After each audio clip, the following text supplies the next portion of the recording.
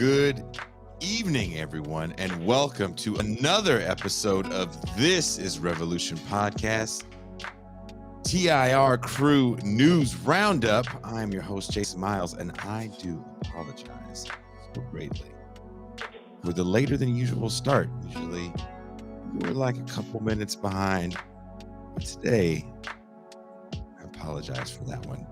And because we're so far behind, let me just bring everybody in right now. Let me bring in my homie, my co-host, my dog. He is the man of the Mau Mau Hour and my alarm clock. He is the Pascal Robert.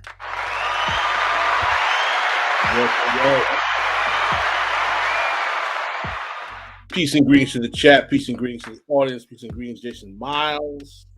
What's up?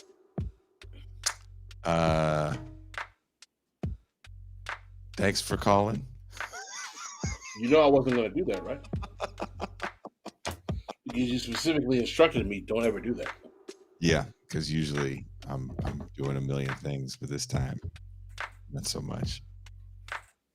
Now let's bring in the man who broke the news while we were sharing a stream with Joe Payne yesterday about what was going on in Russia and the Ukraine. He is everybody's favorite middle manager of the Death Star, Deep State Kuba. Hello, everyone. I would say peace and greetings, but I think I'll just say greetings because there's no peace. There's peace somewhere. Not in Kiev, but we'll handle Kuba, that. I just want to warn you, my man. I know that you have the hot subject of the evening. I'm prepared for my subject, but I've been getting all kinds of beef about my position on this subject all day on social media, even from Djene. And I'm hyped up, I'm geeked up, and I'm ready to rock and roll because there'll be a lot of people pissed off, a lot of hurt feelings. And, as much sympathy as I have for humanity, I really don't give a fuck. So, So as much sympathy as you have for humanity, you don't have sympathy for humanity. I don't know. I have sympathy for humanity, but I don't have sympathy for people who are upset because I take this. I don't mind you being upset with my position, but being upset because I take that position is what I find a problem with. You mean your pro-Putin position? No, I'm not pro-Putin. I'm not pro either party here. I am basically saying that when you have two bulls in a pen, they're going to fight. Yeah. I mean, that seems fair. I didn't see whatever skirmish you've got into online. Yeah.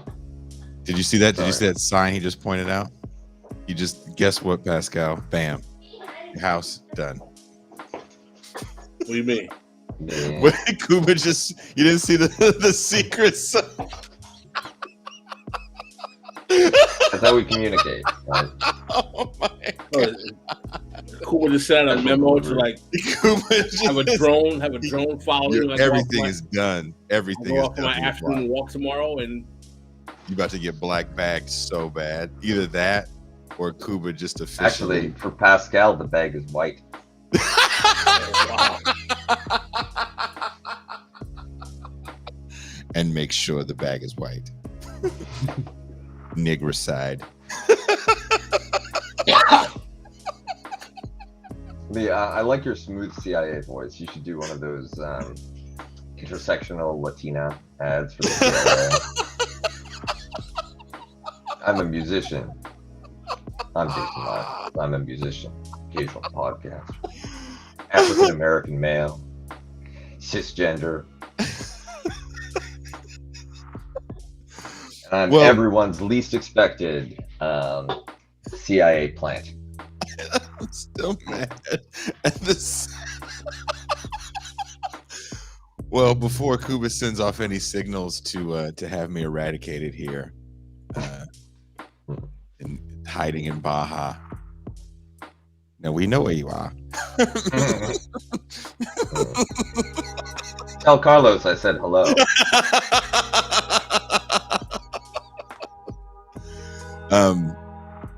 Kuba, I do want to say thank you. Real quick, just to give people an update. I did cut a clip of that last night. I was a guest on Joe Payne and J. Andrew World show last night. Bad Takes. These are bad takes, and it's a movie review show, and they wanted to talk about a movie that I loved. And before we knew it, stuff was jumping off in Russia and Ukraine in the chat, because I was sharing the stream on our channel. Kind of blew up, so I reached out to Kuba super last minute, and even in his undies, he came on and did the damn thing. So I really appreciate that, and also shout out to Derek Varn, who also agreed to come on. Maybe the issue wasn't that I was in my undies, but like I was wearing the like apron with the blood spatter, right? Like, and it's like, ah, shit, I don't have time to change. It'll have to be audio only. Like the what's that movie? Not Saw. What's the other movie where the white guys go overseas? Oh, Hostel. Yes. That movie scares the shit out of me, because I've definitely been in scary places like that overseas.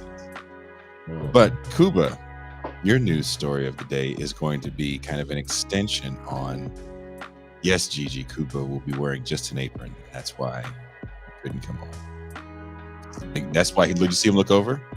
He's not wearing pants. Yeah, that's why I can't go and get my own damn drink.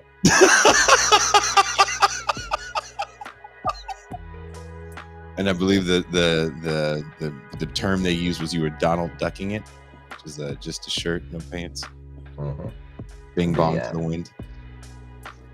And I suppose now that we've hit rock bottom dignity, we can pivot to War and Peace. Yes. I know you want to get into what is going on right now. Can you kind of give a little context to what's happening, and also then give us your opinion on what you think is going to happen? So let me start by updating everyone about the status of the fighting in Ukraine. Yesterday, Russian forces entered at the border of Belarus, north of Kiev, through the Donetsk and Lugansk people's republics, the breakaway republics that Russia recognized. They also advanced north out of Crimea. They've reached several major cities. Chernigov, which is only 144 kilometers north of Kiev. Kharkov, the second largest city in Ukraine, and the outskirts of Kiev itself. And those are the northern and eastern advances.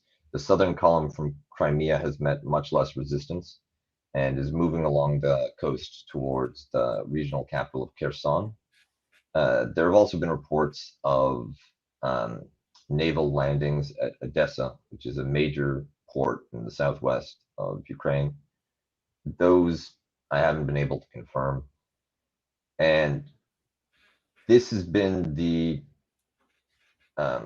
situation since more or less last night. The southern column continues to advance towards Kherson, but the other advances have all reached the outskirts of major cities where they've stalled, and they're engaging in combat with Ukrainian forces. Airstrikes have been continuous against Ukrainian military infrastructure. The first targets were anti-air defenses, as well as military and civilian airfields. It looks like the Ukrainian Air Force has been grounded and disabled. So Russia enjoys air superiority. That's the news out of Russia. The Ukrainians have cast doubt on that, but it doesn't look like there's been any air combat over Ukraine.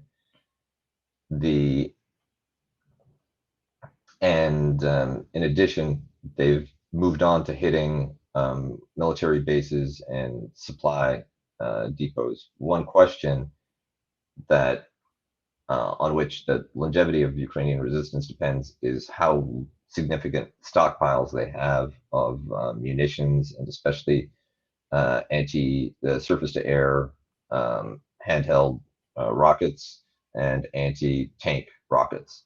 Those are some of the weapons that NATO has been supplying. We don't know how many they are. They're single use. So, or rather, you use a rocket each time. Stocks are limited. And so one possibility is that the Ukrainian military is quickly overwhelmed. Another is that they run out of supplies.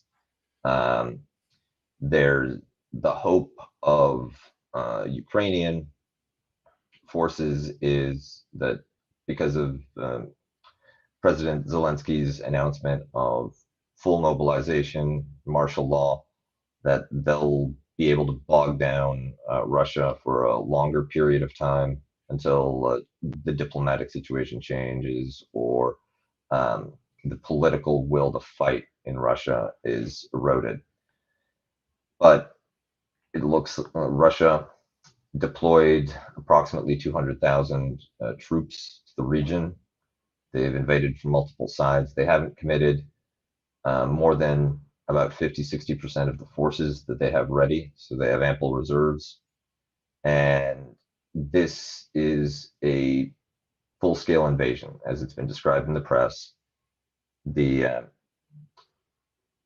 Putin describes the Ukrainian government as the Kiev regime. So the target has to be Kiev. His narrative of victory requires that the government of Zelensky fall, and that pro-Russian government or a Russian occupation of Kiev conclude the fighting.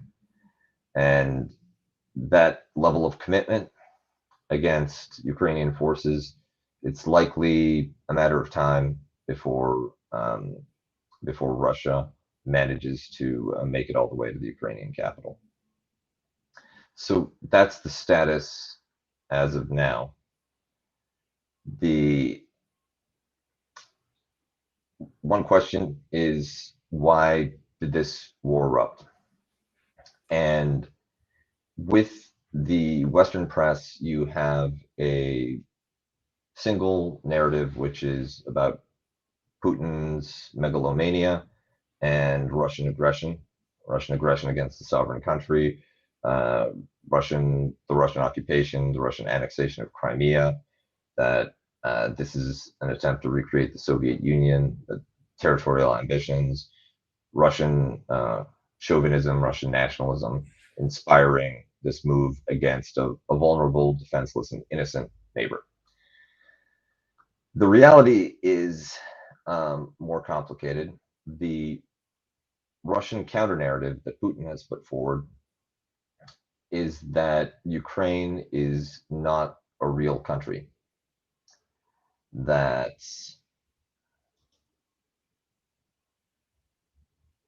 it was a integral territory of Russia, part of the same shared national space. That Ukrainians and Russians are the same people, and it was only hived off administratively because of the political events of the Russian Revolution and the interwar period, where it was just established as an administrative unit within the Soviet Union.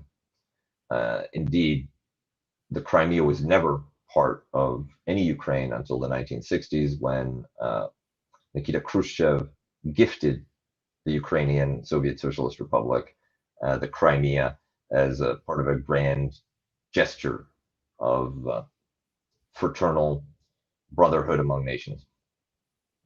So the Putin position is that Russia is merely reclaiming what's rightfully hers from an illegitimate Kiev regime that is backed by foreign powers hostile to the Russian nation and the Russian people, intent on exploiting it as a security vulnerability to weaken and break Russia. The case that there's a connection between Ukrainian lands and Ukrainian and Russian people.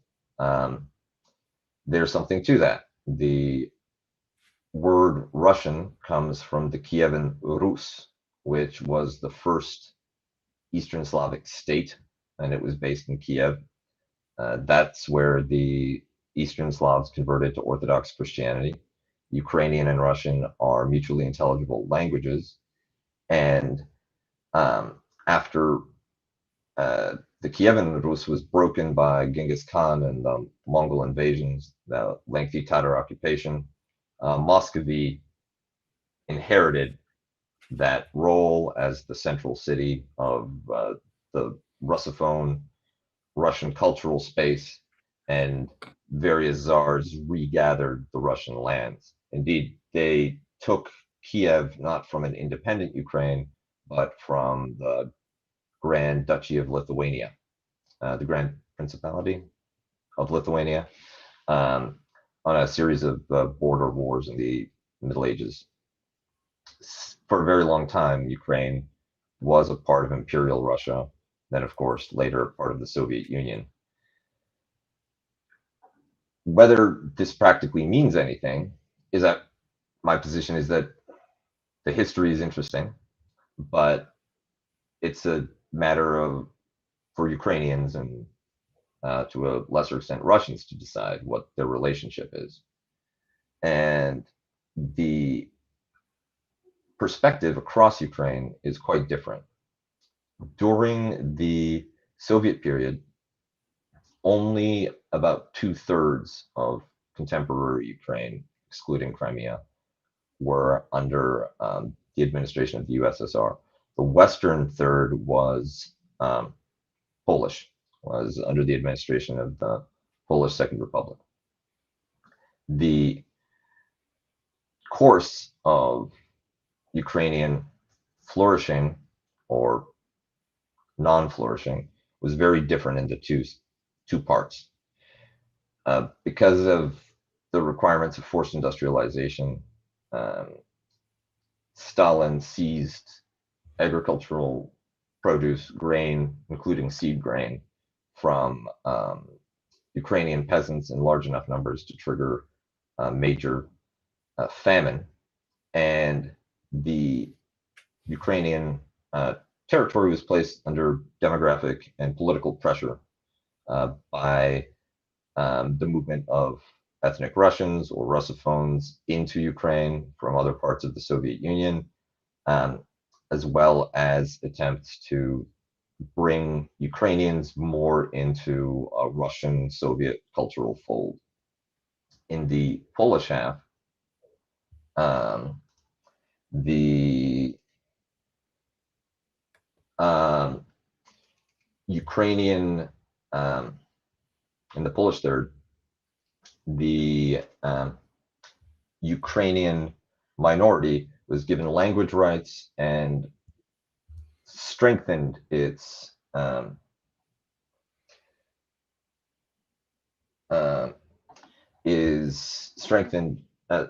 strengthened the sense of Ukrainian identity, Ukrainian nationhood, and especially to the example, the demonstration effect of the hunger and the repression in Stalinist Soviet Union against Ukrainians, a radicalized anti-Russian sentiment in Western Ukraine.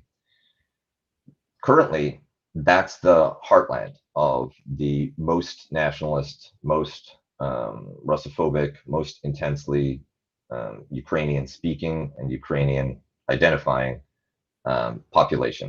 The areas around Lviv and west of Kiev. That's where Pravny Sektor and other right-wing nationalist groups are at their strongest. The rest of Ukraine, including Kiev, is mixed between people who there's a Russian minority that speaks Russian and identifies as Russian. There's a Ukrainian linguistic minority that identifies as Ukrainian, and then there's a large plurality or majority of people who identify as Ukrainian but actually speak Russian. Generally speaking, they're all Orthodox or secularized Orthodox, some Jewish people like President Zelensky, and there the idea of national belonging is ambiguous and fluid. So you have different results depending on when you ask people in the different regions and how you phrase the question. In places like Odessa, which was never a Ukrainian city, when the Ukrainians were a majority in the countryside in that region, the Tatar Mongol presence in Crimea made it more or less uninhabitable. So Odessa, the city, was founded by the Russian Empire and settled mostly with Russophone ethnic Russians and other people from the empire. It was a huge Jewish center before World War II. There, as well as the eastern areas around the Donbass, the areas just north of Crimea, and the center around Kiev, areas further north, the population is likely to be reconcilable. They might not be happy about Russian administration, but they speak the language, they have personal connections. Most Ukrainians are at least part Russian, mixed families. So in those areas, a Putin-backed administration or Russian occupation might be tolerated and then given an opportunity to succeed or fail on its merits.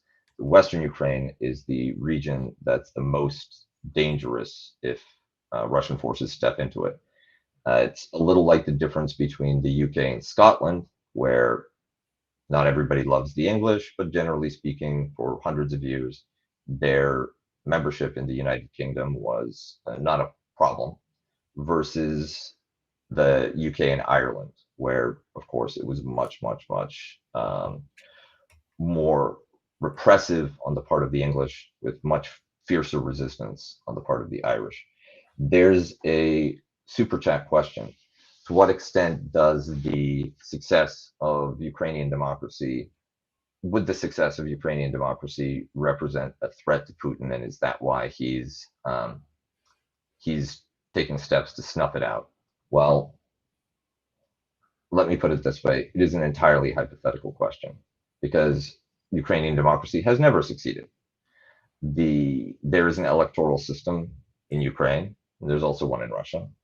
The elections are shady, probably not fraudulent, but the biggest threat to Ukrainian democracy prior to this invasion was actually the Maidan protests, the Euromaidan protests in 2013, 2014, which brought down the elected, constitutionally sound government of Viktor Yanukovych, which was pro-Russian, and installed a American-backed nationalist government ahead of elections that brought in the oligarch Poroshenko.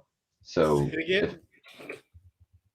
if anybody was sabotaging Ukrainian democracy in 2013, 2014, it was Victoria Nuland and the US State Department, like the connivance of the EU. So that's very important. When it comes to, and so that's the deep history. And when it comes to questions of legitimacy in international law, well, there was an agreement signed in, I believe, 1996, the Budapest or Bucharest Accord, where the United States, NATO powers, and Russia all agreed to respect the sovereignty and territorial integrity of post-Soviet successor states in exchange for them handing over their nuclear weapons stockpiles that they inherited from the Soviet Union. So, in theory, the invasion, forget what's happening now, but the seizure of Crimea would represent a Russian violation of the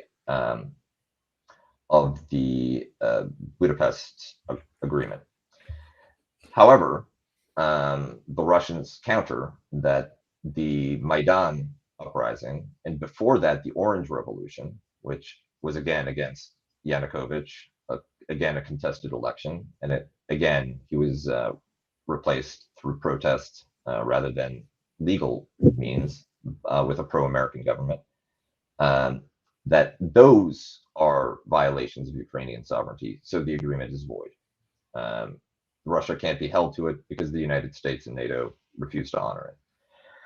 There was, after 2014, there was a peace deal, a peace process laid out in the Minsk Accords in order to handle the seizure of Crimea and secessionist republics in Donetsk and Lugansk. And the Russians are accused of violating that by cooperating with the separatists, by annexing Crimea, etc., etc. The Russians countered that part of the Minsk agreement included commitments by the Ukrainian government to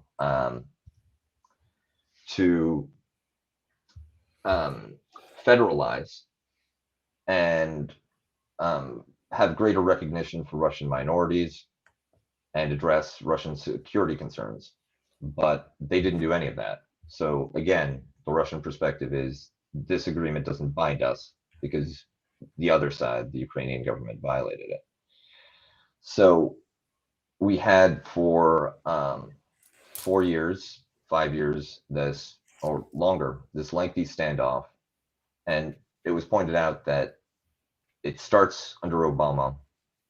Under Trump, you have a lengthy fallow period, and then with Biden, you have a resumption of outright aggression. I guess we moved from Donetsk, don't tell, to, let her rip. And the one reason for that, and partisans of Donald Trump argue that it was his brilliant diplomacy or his undeniable masculine authority that kept Putin in line. The reality is different. Putin was simply preparing. This has been a long time coming for the Russian side. Putin is, I would not call him a megalomaniac, but he does have a great power project for Russia, one which he believes is intrinsically linked to Russian security. That is to push NATO as far away as possible, restore Russian military strength, because Western powers only respect force, and regain as much territory as possible to restore the Russian homeland. Okay. Under Trump, I think it was a good opportunity for him to build forces and plan, but also there was the possibility that he might just be able to talk Trump into giving him the whole thing, which would satisfy his goals and be a much more amenable path to taking those Ukrainian territories. Once Trump was gone and he was dealing with the Russian blob, the Federal Foreign Service Defense Establishment, which is fiercely Atlanticist, pro-NATO, expansionist when it comes to NATO institutions, you then a hope of achieving his goals through diplomacy failed. And this moment where a weak president with COVID still hamstringing America, the shameful response to COVID, demonstrating weakness within the American government, the American state apparatus. Like these people can't handle COVID. How could they handle Putin? This was an opportune moment, and he took it. So I have another. Let me just address the super chats, and then I'll hand it over to Pascal. When does the ground thaw over there, and does that present a significant logistical mobility problem? The ground thaws around April, and yes, it turns into mud, and heavy vehicles have a great deal of difficulty passing over the terrain. Also, right now, a lot of rivers are frozen, so you can cross over on the ice. You won't be able to do that once the thaws start. Russian logistics is based heavily on road and especially rail transport, and the Ukrainian infrastructure matches. It's all post-Soviet, so it matches completely with Russian technology and Russian equipment, so that you have a very strong logistical chain as long as the rail system is intact. How much of the Russophone population is a result of Stalin era migration? The Donbass, probably 80%. Central Ukraine, probably between a third and half. Crimea was Tatar before World War II, but Stalin considered the Crimean Tatars an unreliable minority, so they were deported en masse. Many of them died, not all of them returned after the war. So the Crimea also had a serious demographic change, and I've been like Pascal has been quiet for so long that I'm going to wrap up and let him say his piece. I'm saying more than a piece. All right.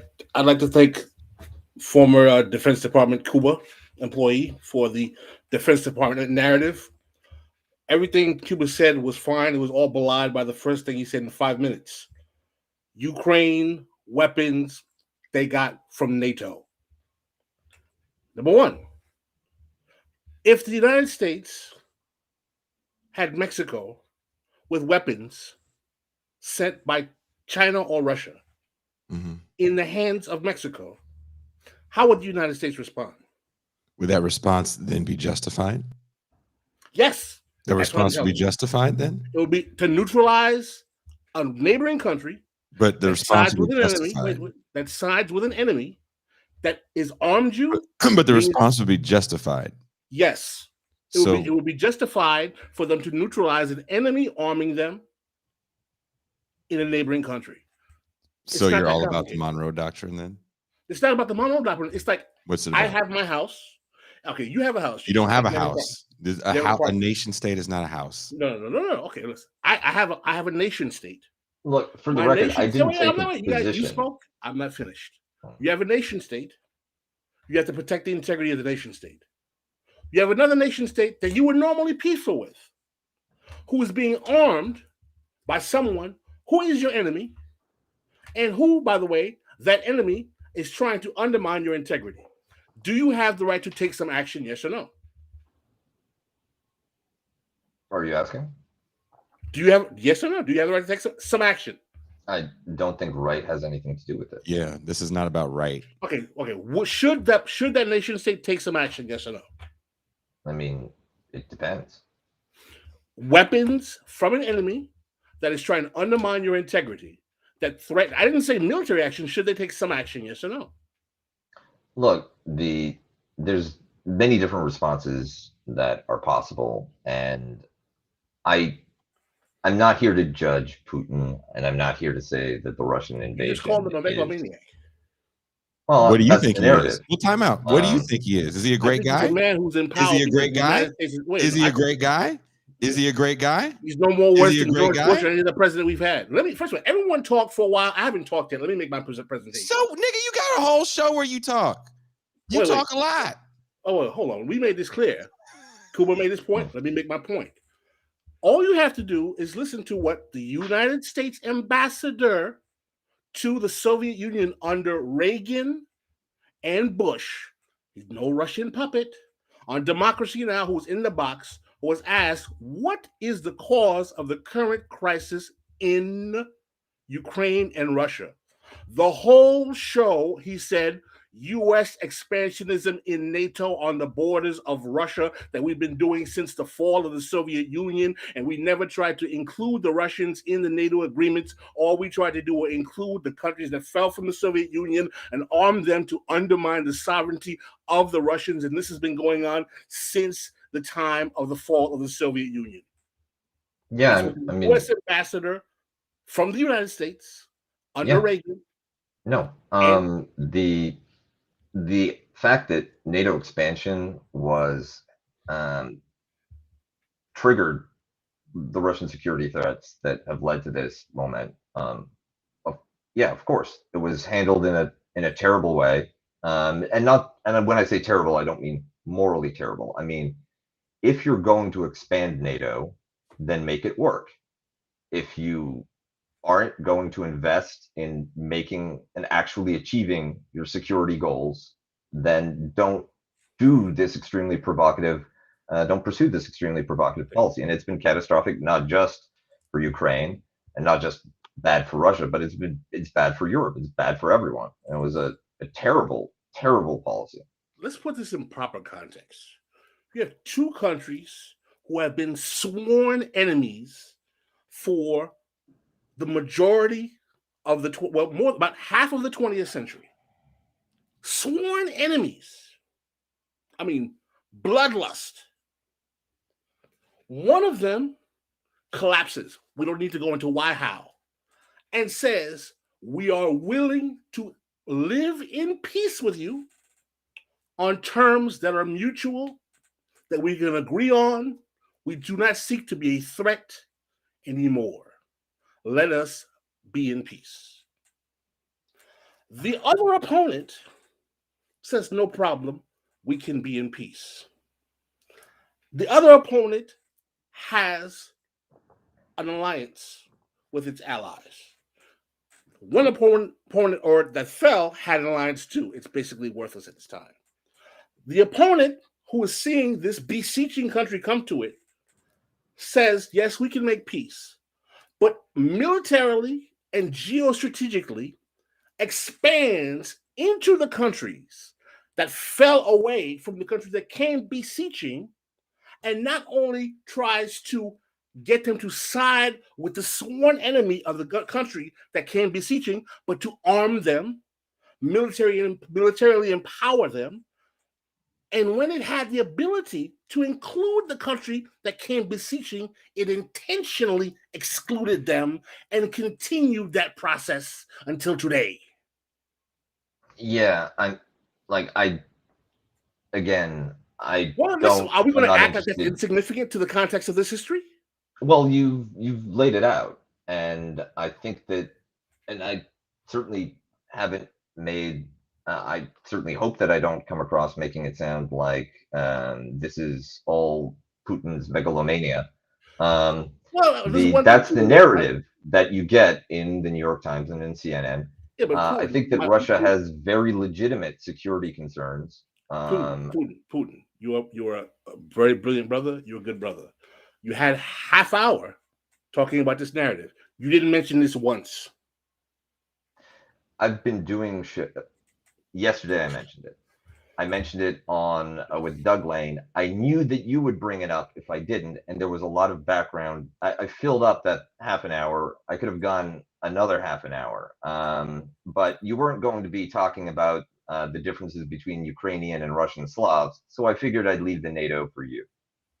Okay, well, that was a strategic point on your part. That's fine, no problem. But for me, that's the most important point. And in terms of the sovereignty of Ukraine, and by the way, I'm glad that you announced that point. Russia did not have much problem with the sovereignty of Ukraine until the United States sponsored a coup in 2014 and put in a government that was siding with fascists against the Russians. Absolutely. Putin had no problem when Ukraine was independent and had just the standard shitty post-Soviet oligarch leaders that were listening to Moscow and were amenable to working on Putin's terms. And that's how you do diplomacy, right? By the way, you also mentioned that government was pretty much the best you're going to get in Ukrainian elections in terms of they were moderately legitimate. Yeah, exactly. It wasn't by the rules of Ukrainian democracy. Yanukovych was the legitimate president. You don't have to like it, but he was constitutional, and he was overthrown by a violent mob. And with a U.S.-supported violent mob who was siding with fascists, and Russia and that government and that country have been in a hot, cold war from 2014 to today. Yes, yeah, that's all true. So And what people fail to realize is that Russia is not just invading a country that was doing nothing. Russia has been at war with Ukraine since 2014. No one's telling you that. That's a fact.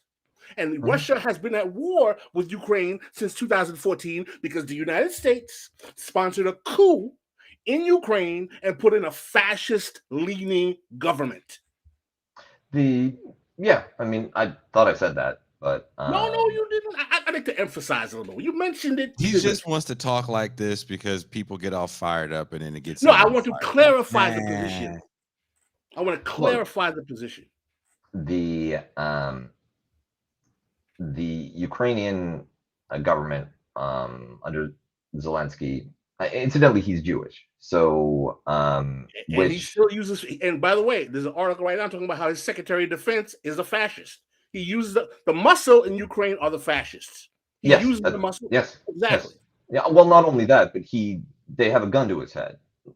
And That doesn't help is either. that literal? But the if there's nothing great about the Ukrainian state, there's also nothing great about the Russian state. I don't disagree with that. And this is a contest of imperialisms. Will you be in the NATO sphere or will you be in the Russian sphere? And what so I don't think that there's a righteous position to take.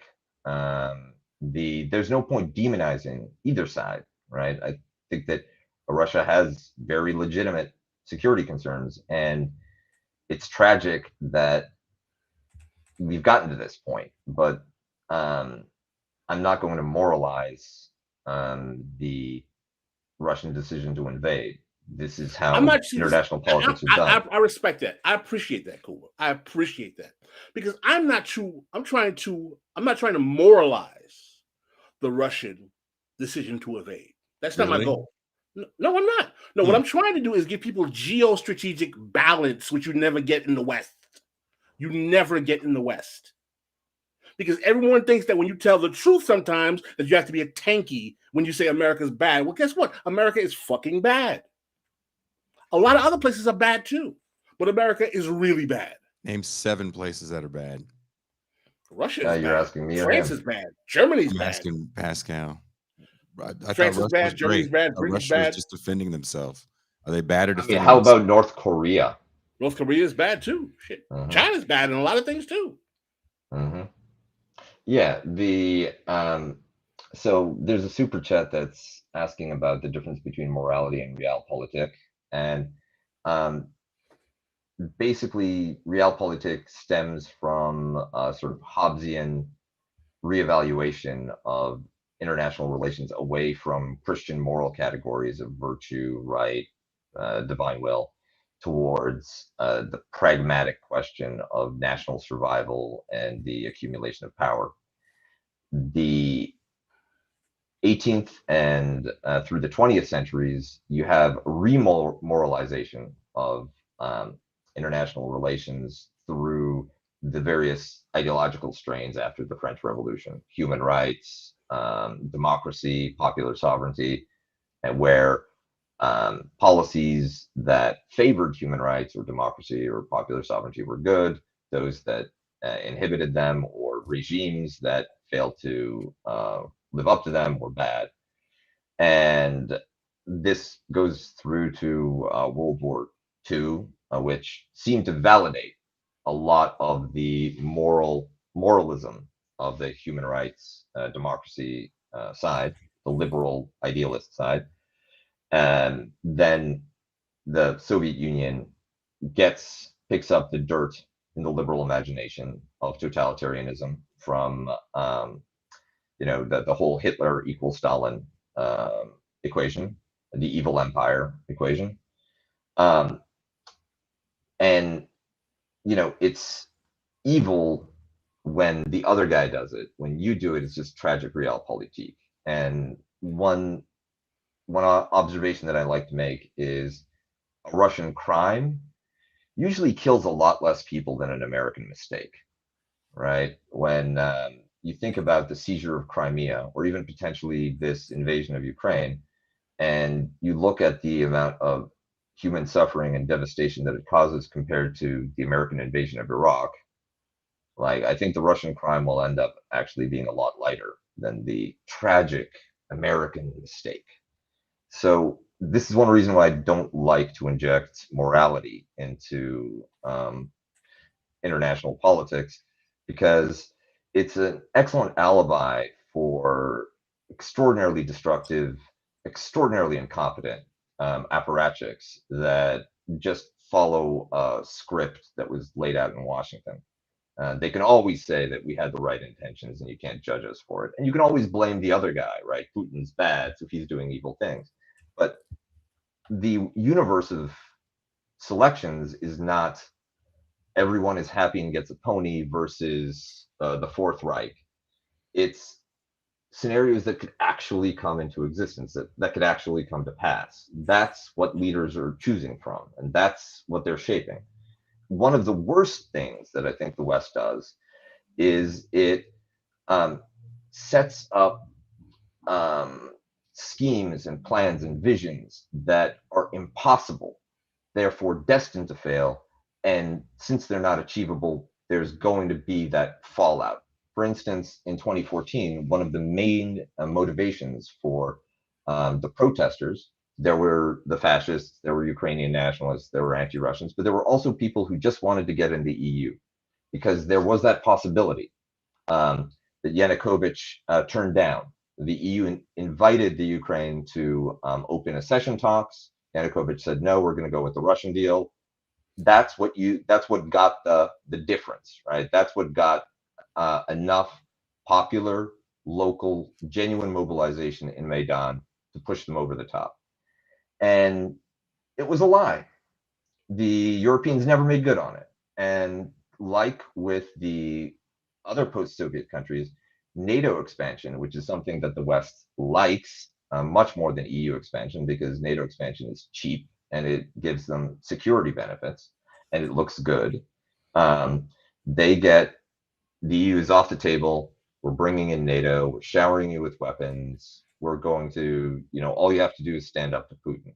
And that is also the primrose path to destruction. So if more international policy were honestly presented with real and actual alternatives for leaders and for publics to choose from, and we moved away from moralizing and we moved away from fantasies, then we'd have a much more responsible conversation and a much less bloody earth. Thank you, Kuba. So I was not finished. Thank you. But there was a great comment. There was a great comment that someone said, quoting Djene, which is ironic because I was shocked that Djene said this, because he's been fighting me all day on my position of this. I wish you, Jason, could get that back up. But the quote was basically saying something like, being angry at Russia for responding in a way that we would expect the United States to respond without getting angry, or that we would support, is kind of like reverse American exceptionalism. That's a great quote. We're basically right now, we are getting angry at Russia for doing everything everyone would expect the United States to do in the same situation, except because we're all Americans and America is the richest country with the McDonald's and the great movies and the nice music that we like. We think it's cool if America does it because the Russians eat that borscht and have bad sausages, and the cold, ugly guys who sponsored the Soviet Union, we hate them, and Putin is the evil demon. Putin ain't no more evil than George W. Bush the first, who was a CIA agent as well. They're all evil. The point that I'm trying to say is that the idea of trying to paint Putin as some kind of crazy megalomaniac with empire ambitions, Putin's ambition is to maintain the integrity of the Russian nation state, and perhaps in an effort to neutralize the encroachments of NATO, regain the territorial assets that have been threatened by NATO, and protect his integrity, and perhaps create a greater Mother Russia. I don't deny that's possible. But I'm saying that that's not simply based on, we want the Russian Empire. It's based on, no, you Westerners and America, you Yankees and you NATO Europeans have been screwing us for 30 years with this NATO expansion. And we came to you nice after we fell apart, and you've been jacking us up ever since. And now we're not playing nice anymore. Sure. Does Putin have any puppet governments around him that Russia has propped up? I mean, I think he's surrounded by them. Transnistria, Abkhazia. Yeah, there's tons of them. The Putin is and the thing is too. Look, Putin is not a nice guy. First of all, let me tell you, and let me puncture the fascination with leftists with Putin. Putin hates the Soviet Union. He hates Lenin. He hates Stalin. He probably hates Trotsky. All right. He's an anti-communist. All right. He hates Yakov Sverdlov. All right. The comedian. There's nothing left. Fair enough. There's nothing left about Vladimir Putin. As a matter of fact, Vladimir Putin is an example of someone Stalin would have killed. He's a hardcore Russian nationalist. No, he's somebody that Stalin may have put in charge of the NKVD. Well, before he turned. But in terms of actual politics, Stalin would have taken him out because he realized that shit was dangerous. The problem is, what Putin likes is Tsarist Russian Empire. When we had Ukraine, when we had Poland, when we had all of those countries. Well, I thought he was protecting everything was beautiful himself. Does he Stalinist? Does he want to now you're Empire? calling him a megalomaniac. But the thing is, though, I'm not calling him a megalomaniac. I'm telling you, but the reason why is not because we want Poland, we want Ukraine. We want Poland, we want Ukraine because France, Britain, the United States have been sticking bombs, Western weapons, missiles, and undermining us in those countries for 30 fucking years. So, one thing that I'd like to include before we go, because I think that it's important looking forward. I agree with Pascal that there are legitimate security concerns, legitimate security interests for Russia and Ukraine. And I think the best case scenario, given that the fighting has already started, is that it ends quickly. And the fastest ways for that to happen is either a Russian victory or a Ukrainian capitulation. And probably one of those two events is inevitable. So let's just get it over with. If and Putin can install a pro-Russian regime in Ukraine, he can annex territory, he'll establish whatever settlement he does. In the territories of Western Ukraine, however, where you have a hostile population, which is not part of this traditional Eastern Slavic narrative, and is not particularly valuable economically or strategically. If he steps in to occupy that terrain, which he could just hive off either as an autonomous region within a Ukraine that's pro-Russian or as its own independent country that's like weak and seething and marginal. If he leaves them alone, then he'll have satisfied the security interests in a quick and dirty but most humane possible way for him to get everything he wants. If he's willing to step into those territories and occupy them, that will require an extremely high level of repression because these are the Russophobic Ukrainians. It will require a lot of violence. It will make Russian soldiers subject to insurgency. And it's the only thing he'll gain is a few hundred miles of strategic depth. That, for me, is a dangerous move because that justification, right? Who cares about these Ukrainians? They're Nazis. They're not all of them are Nazis, right? Like, but even if you don't like the Ukrainians at all, why would you subject the people to a very harsh occupation and your own people to the brutalizing effects of being that kind of occupier, as well as putting an insurgent target on their back, only for 100 miles of strategic depth? And if he stops short of that, then I'm being accused of being pro-imperialist in the chat, and I gotta say I don't like it. I'd be fine with that outcome. That's probably the best outcome. It's much better than an American intervention. It's much better than foreign powers expanding the war or supplying weapons and encouraging an insurgency in the rest of Ukraine to draw this out and kill as many Slavic people as possible. Those are all terrible. And as long as Putin agrees and doesn't step into the trap of Western Ukraine, doesn't insist on claiming territory that he knows will require a bloodbath, then I think that's the best we can hope for. Let's make this clear. A couple of the agreements that Kuba talked about, and I'm glad you mentioned the Minsk agreements, the earlier agreements. Part of those agreements wasn't Russia was saying, okay, we'll be nice. Because Russia was like, yeah, we'll be nice. What caused the beef with those agreements is that in all of them was a clear demand on the part of the Russians. There cannot be NATO military expansion in territory X, Y, and Z. And every single one of those agreements were breached on those terms. You're conflating two. Minsk and Minsk is the one. Budapest Accord did not have the NATO Budapest clauses. didn't have that. Excuse me. The Minsk Accord had those requirements. Yeah, I think you're right. I think Minsk meant that did spell out that foreign forces weren't supposed to be interfering in Ukrainian defense. And I said straight up that the Ukrainians had violated those clauses. Now, I mean, again, Putin didn't have a problem with Ukraine before this coup in 2014, sponsored by the U.S. with this hostile government that, this is the key, Russia has been at war with since 2014. No one is telling you that. Yes, absolutely. And one of the ways in which you get these liberal narratives that always make Putin a demon or always vilify the other side is that they choose the starting point, right? And the history starts when it's convenient to make that case. So this invasion, began yesterday, right? According to CNN, according to the New York Times, and it was unprovoked, it came out of the blue. If you roll back the tape to 2014, it's a completely different story, but they don't do that.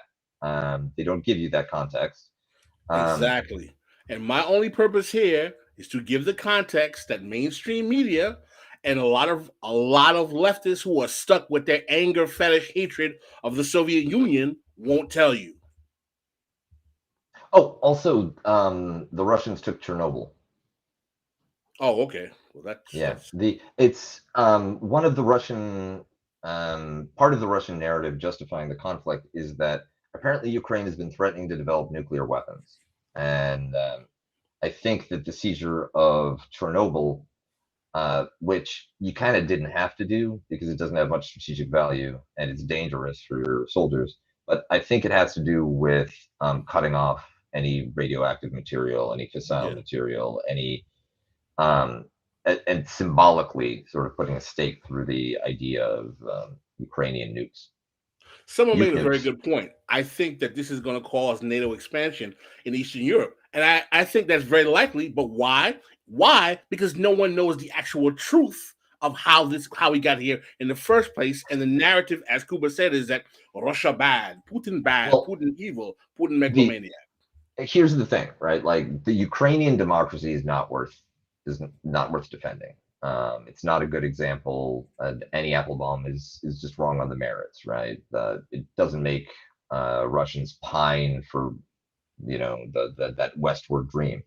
But Estonian democracy, Czech democracy, even flawed as it is, Polish democracy, those countries got to join the EU. Life is better there. There's been economic growth, and those smaller countries, I feel like somebody needs to step to speak for them.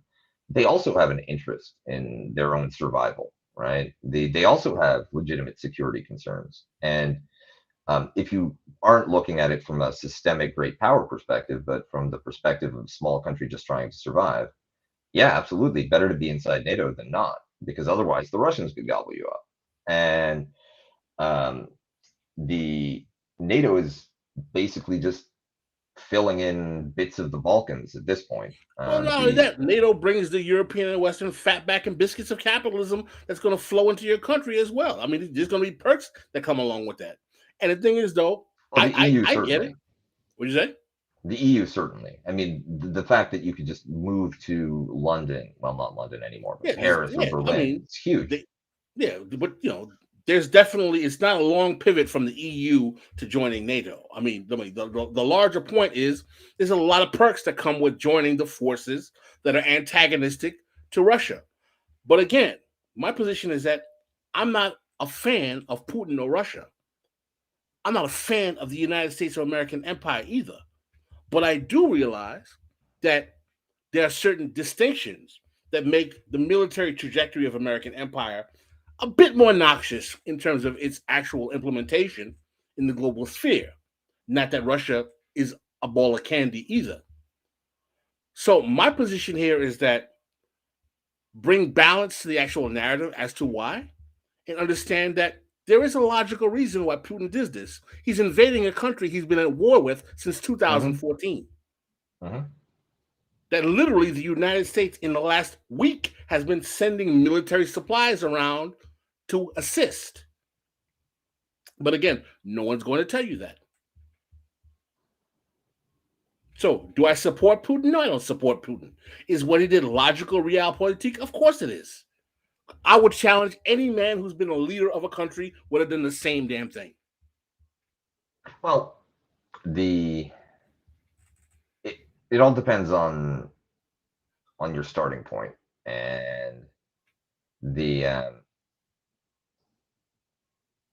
if like you just the same as with the liberal narratives. If you start the tape, a week ago, and you're inhabiting that space, then yeah, maybe Putin has no other options. But Putin's been in power for 23 years. He potentially could have engineered something different, but it doesn't matter. We are where we are, and I just hope that the hostilities can conclude as quickly as possible. That Europeans are not shitty towards Ukrainian refugees. People suffer. I don't want to see Ukrainian people die. I don't want to see anyone suffer or die. I wish that the United States, when the Soviet Union fell, included Russia into NATO, and we wouldn't be in this problem. Honestly, there was no reason for NATO to persist. As long as you were willing to give authority to the UN Security Council. From Kuba himself, there was no reason for NATO to even persist after the fall of the Soviet Union. As long as there was a successor forum or organization to handle global security, and in theory, the UN Security Council should do that.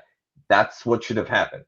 And they should have included the Russians. Russia has a permanent seat. They have a veto. You can't include the Russians more than that. That's right. That's a good point. That's a good point.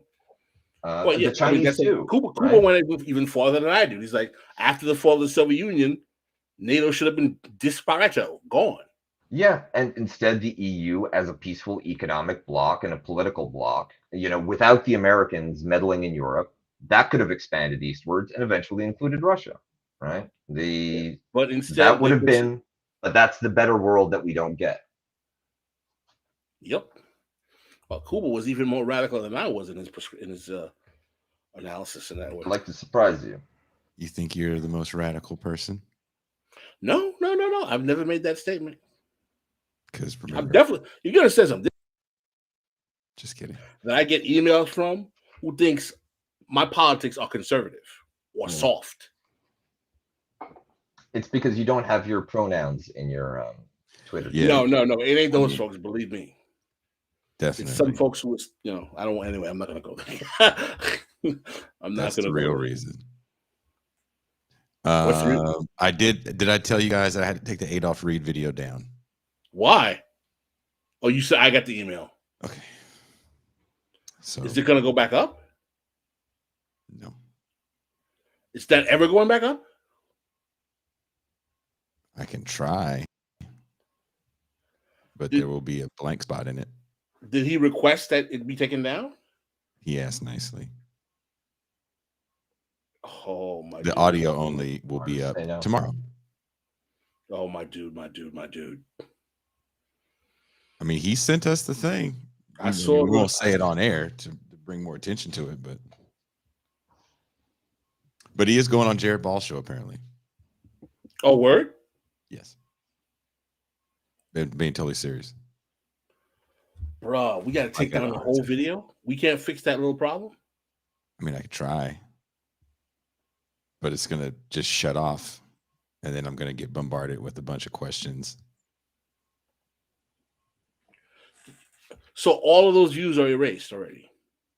No, I mean they don't go away. It's just the video's private. We'll see if you can do what you have to do to fix the problem. I can try, but again, it'll be blank for a minute. Maybe this is some champagne room conversation. This could be some champagne room. We can't even do it in the champagne room. Talk. Yeah, this is some off air. Yeah, the chat is beginning to ask questions.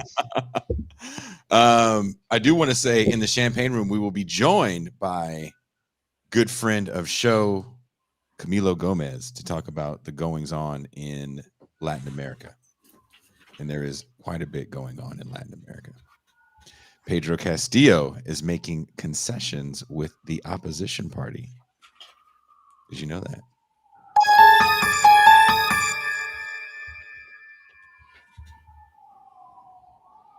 And more. And we will be taking your calls in the champagne room as well. Are you guys ready for some calls? Oh, I'm always ready. I mean, I've tapped all the phones anyway. The show originally was going to be very different today. I was expecting a very different show, and then Pascal put on the purple shirt and wanted to fucking grimace everybody on here, and then started yelling. Unacceptable. Unacceptable. From now on, purple shirt, not going to happen. No more purple shirts. Pascal brought consensus and peace. No more purple shirts. I brought peace and consensus. Purple? To the show. I mean, we got around to it. But, you know, like there was a period where I thought I was going to get purged. No, that wasn't going to happen. Just got mad. You know why? It's the purple shirt. Every time you wear the purple shirt, this shit happens. We came to peace and consensus in the end. Yeah, well, because we had to fucking get the demon out of your purple shirt. No demons allowed. Oh, if I see the purple shirt again, I will not go on air until a different one is put on. No, here we go. I don't care if you got to get just turn on a filter over Pascal's screen. Thank you, guys. We will be again taking your phone calls right away for the bonus champagne room. You guys can ask Kuba and Pascal more questions about what's going on with Russia and the Ukraine. Pascal had a whole different thing he was going to cover today, which I'm actually very upset that you didn't cover that because I really wanted him to get in the weeds. And I thought we might do a Mau on it. That might be the next Mau. I'm very upset. I was waiting for you to let's do a whole Mau on that. We can, but I'm sad because by the time we do the next Mau, the actual nomination process might have kicked off. Okay, that actually makes more sense. Okay, well, thank you guys so much for joining us again. Sorry for the delay in getting started. I would love to say it won't happen again, but then I'd be lying. Check out the Mau. I'm getting great comments on yesterday's Mau Hour. A lot of people like that one. That you are getting good comments. And the audio only for the Mau Hour will be up Sunday. I'm a little disappointed about the Adolf Reed show. I'm not happy about it either. I was very close to being like, Genie's out of the bottle.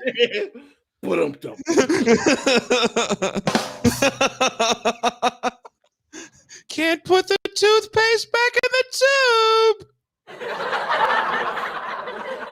But that's just not how funny. All right. And on that note, we are out.